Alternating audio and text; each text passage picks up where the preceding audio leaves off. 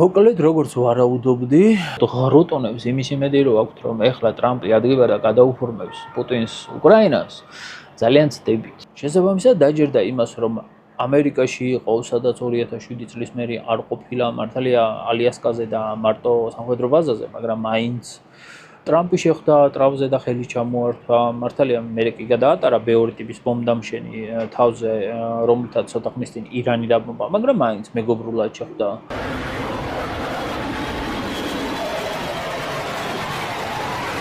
Nu gechinია, Nu gechinია. ტრამპის მანქანით გაისერნა. Nu ბოლოს შეთანხმდნენ იმაზე, რომ ვერაფერს ვერ შეთანხმდნენ შესაბამისად რა ტერიტორიების გაცვლაზეა საუბარი. მაგრამ პუტინმა რაც მაიგო, ეს არის დრო, კიდევ ალბათ რამოდენიმე კვირა, თავისი აფირისტობით დაიტრა, პირო პრეზიდენტი ყოფილიყო, ომი არ იქნებოდა და რაღაცეები. ვისაც გაინტერესებთ Facebook-ზე ამ ვიდეოს კომენტარში დავტოვებ პრესკონფერენციის ვიდეოს სრულ ჩანაწერს და შეგიძლიათ ნახოთ.